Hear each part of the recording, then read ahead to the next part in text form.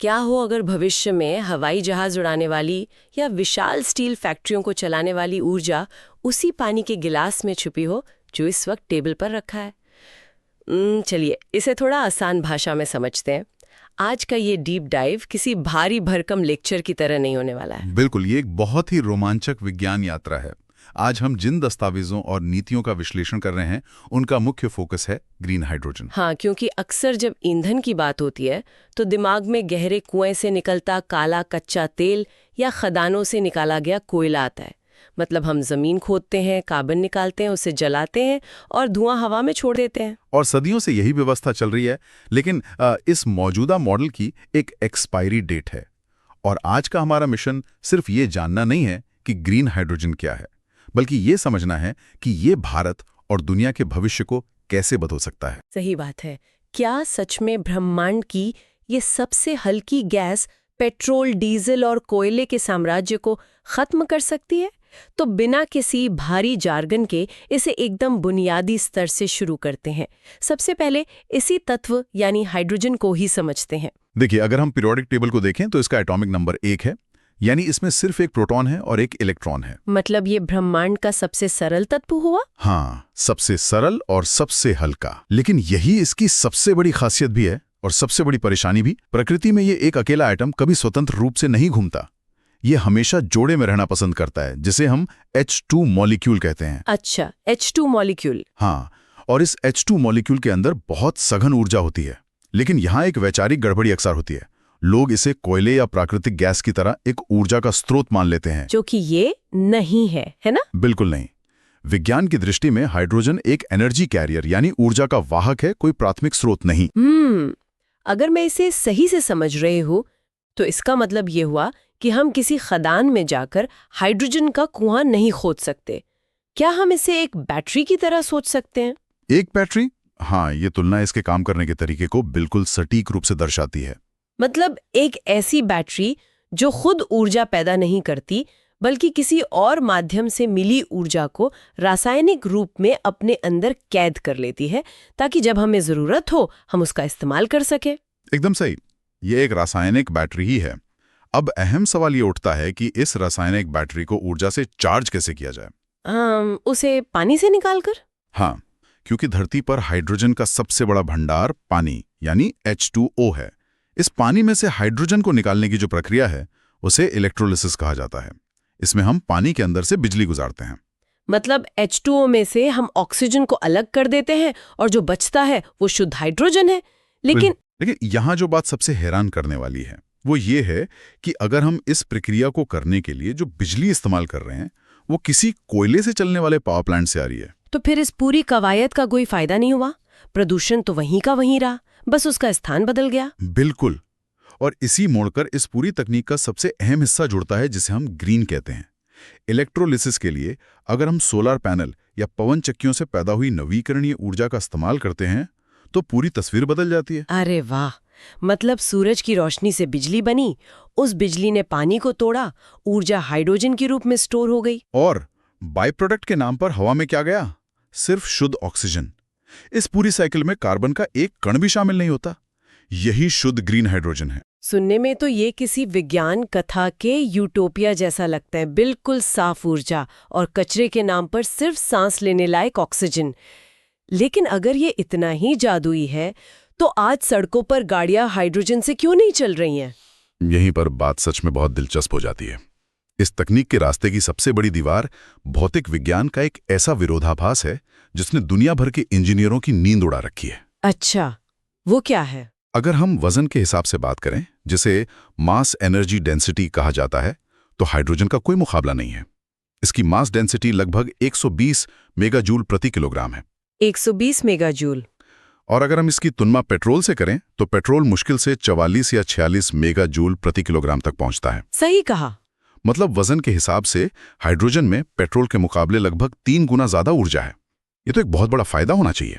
1 kilo ईंधन में 3 गुना ज्यादा पावर। वजन के हिसाब से ये वरदान है, लेकिन वॉल्यूम यानी आयतन के हिसाब से ये एक दुस्वप्न है, क्योंकि ये बहुत हल्की गैस है। हाँ। इसकी वॉल्यूमेट्रिक डेंसिटी बहुत ही कम होती है, ये बहुत तेजी से फैलती है और बहुत ज्यादा जगह घेरती है।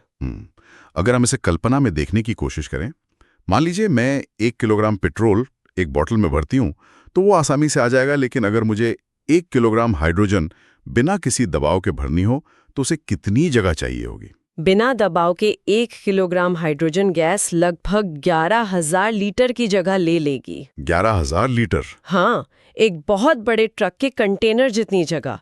अब आप खुद सोचिए, एक कार को चलाने के लिए अगर इतने बड़े कंटेनर जितनी गैस चाहिए तो कार एक गली भी पार नहीं कर पाएगी। तो समस्या ये नहीं है कि ऊर्जा की कमी है, बल्कि समस्या उस अपार ऊर्जा को समेटकर एक छोटी और सुरक्षित जगह में कैद करने की है। बिल्कुल, बिना ऐसे सिकोड़े इसका कोई व्यावहारिक उपयोग नहीं है। तो फिर इंजीनियरिंग की दुनिया इस गैस को पैक करने के लिए क्या समाधान निकाल रही है? इसके मुख्य रूप से 3 रास्ते हैं। सबसे पहला तरीका है गैस को अत्यधिक दबाव में रखना, जिसे हाई प्रेशर स्टोरेज कहते हैं। इसे इतना दबाया जाता है कि इसका प्रेशर 700 बार तक पहुंच जाता है। बाप रे, 700 बार! एक सामान्य कार के टायर में मुश्किल से 2 या 2.5 बार का दबाव होता है। और हमारे वायुमंडल का दबाव सिर्फ 1 बार है। 700 गुना ज्यादा दबाव का मतलब है कि अगर सिलेंडर में हल्की सी भी दरार आई तो वो किसी मिसाइल की तरह फट सकता है। इसके लिए तो बहुत महंगे टैंक बनाने पड़ते होंगे। हाँ, कार्बन फाइबर और विशेष मिश्र धातुओं के टैंक। दूसरा तरीका है क्रायोजेनिक स्टोरेज। गैस को इतना ज्यादा ठंडा कर दीजिए कि वो तरल रूप में बदल जाए। इसके लिए तापमान कितना कम करना पड़ता है? -253 डिग्री सेल्सियस। -253? ये तो एब्सोल्यूट जीरो के बेहद करीब है, अंतरिक्ष के तापमान जैसा। मतलब जिस गैस को हम भविष्य की ऊर्जा कह रहे हैं, उसे स्टोर करने के लिए -253 डिग्री का तापमान बनाए रखने में ही हमारी आधी ऊर्जा खर्च हो जाएगी। एकदम सही। इस एनर्जी पेनल्टी के कारण ही ये तरीका मुख्य रूप से रॉकेट साइंस तक सीमित है। एक तीसरा उभरता हुआ तरीका भी है, मेटल हाइड्राइड्स। ये क्या होता है? इसमें कुछ विशेष प्रकार की धातुएं होती हैं जो हाइड्रोजन के मॉलिक्यूल्स को अपने क्रिस्टल स्ट्रक्चर के अंदर एक स्पंज की तरह सोख लेती हैं। स्पंज की तरह? मतलब गैस धातु के अंदर जाकर छिप जाती है और गर्म करने पर बाहर आ जाती है। ये तो ज्यादा सुरक्षित लगता है। सुरक्षित है, लेकिन तकनीक अभी भारी है और शोध के चरण में है। तो कुल मिलाकर इस गैस को संभालना वर्तमान में एक भारी इंजीनियरिंग चुनौती है। और शायद यही वजह है कि आज हाइड्रोजन का जो बाजार है वो ग्रीन से बहुत दूर है। हमारे सोर्सेज में गैस के अलग अलग रंगों का जिक्र है, ग्रे, ब्लू, टर्कोइज, पिंक और ग्रीन। हाँ, शुरुआत में ये थोड़ा अजीब लगता है क्योंकि गैस तो पूरी तरह से पारदर्शी और रंगहीन होती है। इसका अपना कोई रंग तो होता नहीं। ये कलर कोडिंग सिर्फ ये बताती है कि हाइड्रोजन को कैसे बनाया गया है और उसमें कितना कार्बन उत्सर्जन हुआ है। तो अगर हम वर्तमान स्थिति देखें तो आज दुनिया भर के उद्योग सबसे ज्यादा ग्रे हाइड्रोजन का उपयोग कर रहे हैं। हाँ, जो प्राकृतिक गैस मुख्य रूप से मीथेन से बनती है। मीथेन को भाप के साथ मिलाया जाता है और इस प्रक्रिया से कार्बन डाइऑक्साइड गैस सीधे वायुमंडल में छोड़ दी जाती है।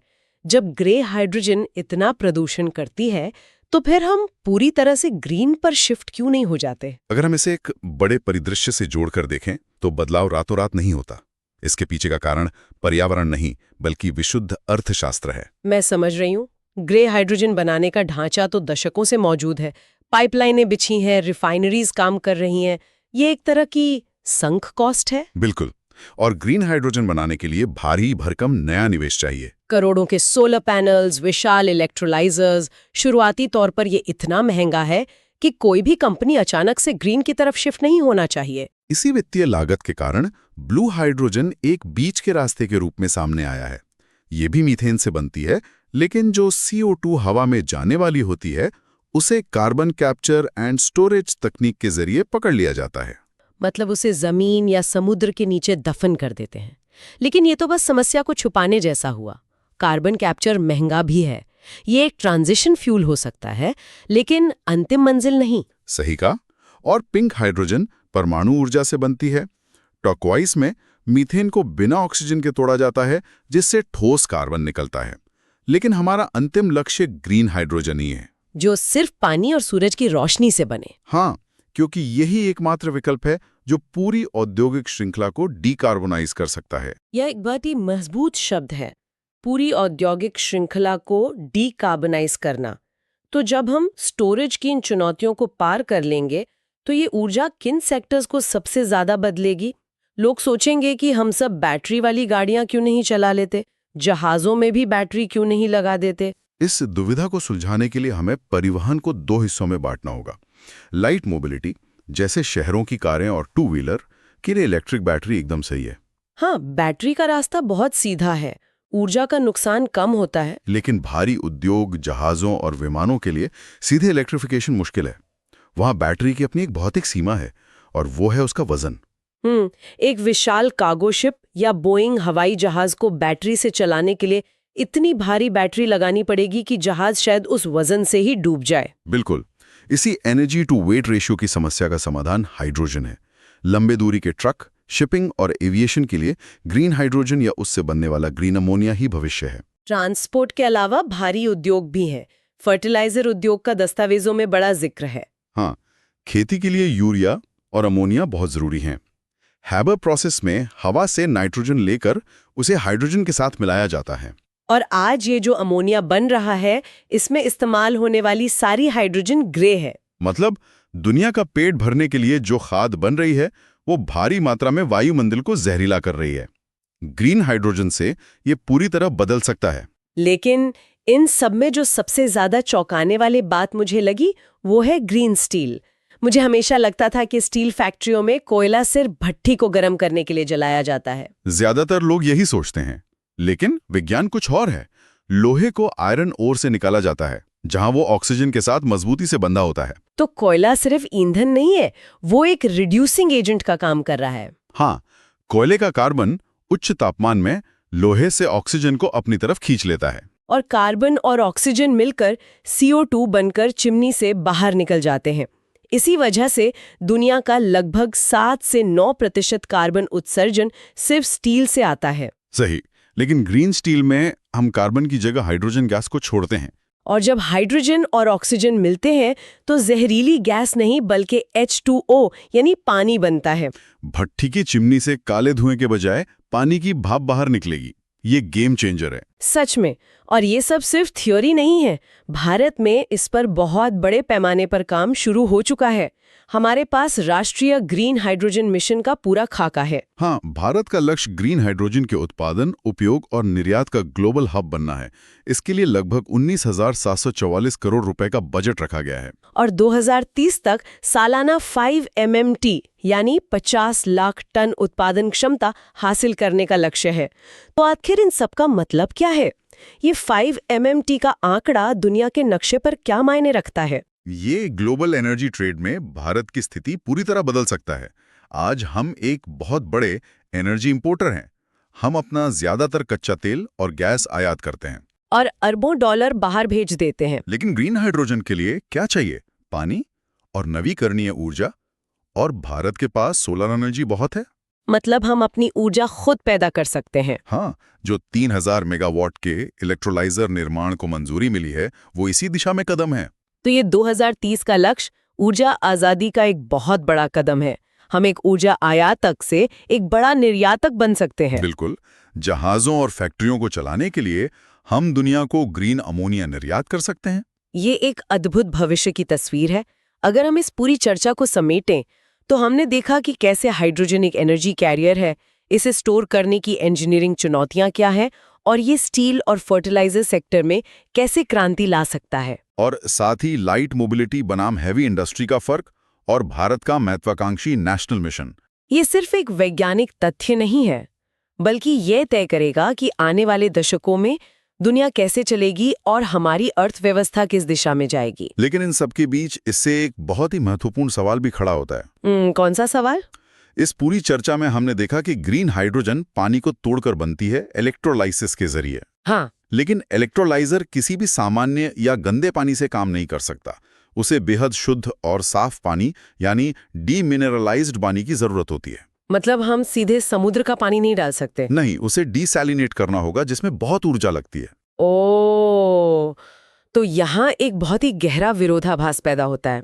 अगर भविष्य का यह बेहतरीन ईंधन पानी से बनता है और आज दुनिया भर में पहले से ही जल संकट चल रहा है, तो भारी पैमाने पर ग्रीन हाइड्रोजन बनाने के लिए इतने शुद्ध पानी का इंतजाम और प्रबंधन कैसे किया जाएगा? ये तो सच में सोचने वाली बात है। क्या हम एक संकट का समाधान दूसरे संकट को बढ़ाकर कर रहे हैं? ये एक ऐसा पहलू है जिस पर हम सबको गंभीरता से विचार करना चाहिए। बिल्कुल। ये तकनीक असीम संभावनाओं से भरी है, लेकिन इसके जमीनी प्रभाव बहुत जटिल हैं। तो इसी विचार के साथ हम आज की इस गहन चर्चा को यहीं रोकते हैं। हमारे साथ जुड़ने के लिए और इस विज्ञान यात्रा का हिस्सा बनने के लिए बहुत बहुत धन्यवाद। भविष्य के किसी और दिलचस्प विषय पर गहराई से चर्चा करने के लिए हम फिर मिलेंगे।